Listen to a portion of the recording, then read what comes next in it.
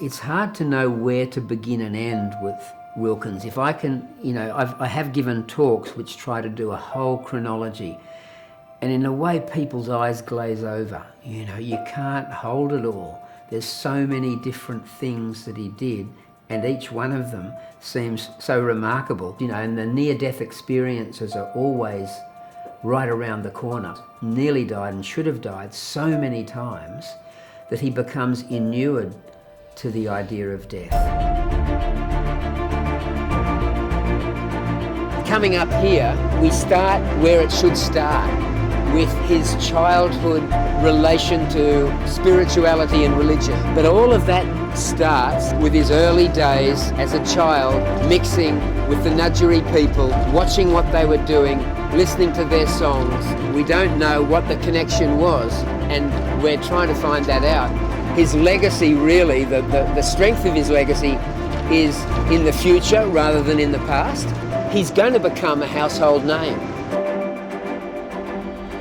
As an artist, sure, yeah, I'm going to do all of these series of portraits, building towards summing up a man, but to actually do some performance art, dress up like Wilkins, take on a persona, get a costume and go into schools, go into my kids' school, pretending to be Wilkins and share this experience with kids, go into Rundle Mall and dressed up as Wilkins and try and ask people questions about Wilkins to see what response they have, if they know anything at all.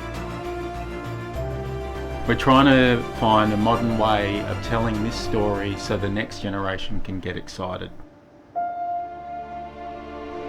I've become interested in film again and capturing a set of images that speak to an audience. He had this really strong feeling what was happening at the poles determined the weather. So if you could understand what was going on there, then maybe we'd be able to predict better what the seasons will be. That was one of his big things until about the 50s, and then his big things becomes mapping the rest of the universe, which is another whole story that takes us into another dimension.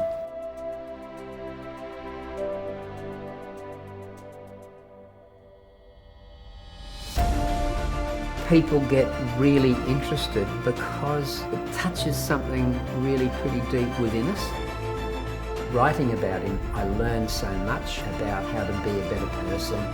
He was an action person, so he's an action hero. He starts off as a projectionist, then he finally gets behind the camera. Then he films his own expedition, and then people start filming him as a newsworthy item in his own right. There's tales within tales within tales, and then there's so many things that are yet to be found out.